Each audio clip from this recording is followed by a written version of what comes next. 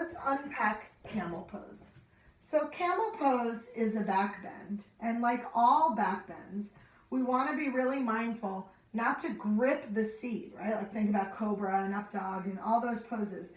We don't necessarily want to squeeze the buttocks so much because that compresses the low back, especially in camel pose if we're going down then to try to find our heels, or we're going back. We certainly don't, that will really shorten the low back. So what we're feeling for in camel pose, just like in mountain pose, is a neutral spine. That means that the bones of the seat aren't tipping back with an extra sway in the low back.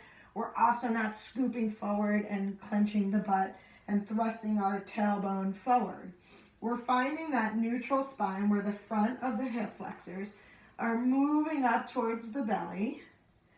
The bones of the seat are wide, the sit bones, the buttocks are somewhat loose, but the tailbone is going straight down towards the ground. Right?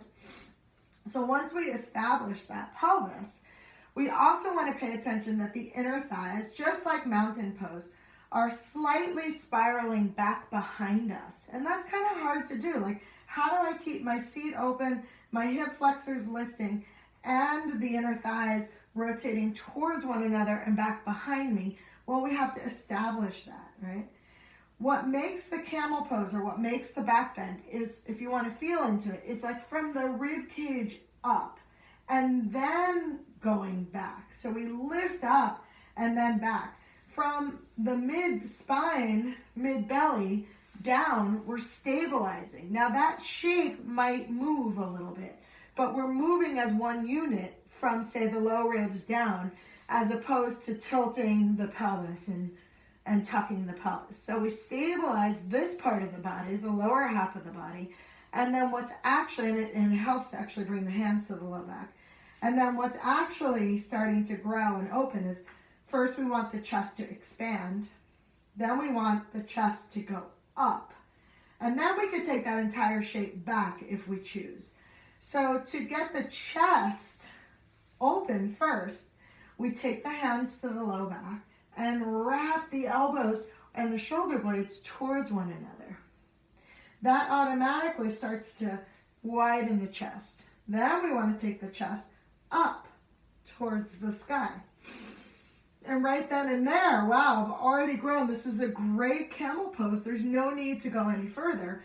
But if I were to want to go further and maybe catch my heels, I'm going to take this whole shape that I've just created, let it go back from the knees, hinging at the knees, to find the heels. Once I find the heels, I want to grab them and lift back up towards the ceiling. So the connection of my hands to my heels actually gives me something to get traction from by lifting the chest up, letting the hips come forward, and then maybe opening the throat.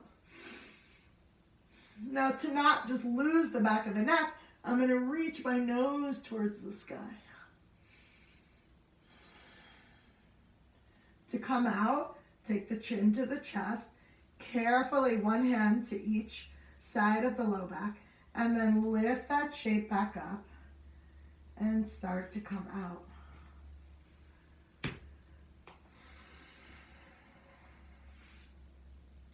If you have any questions about camel pose, fire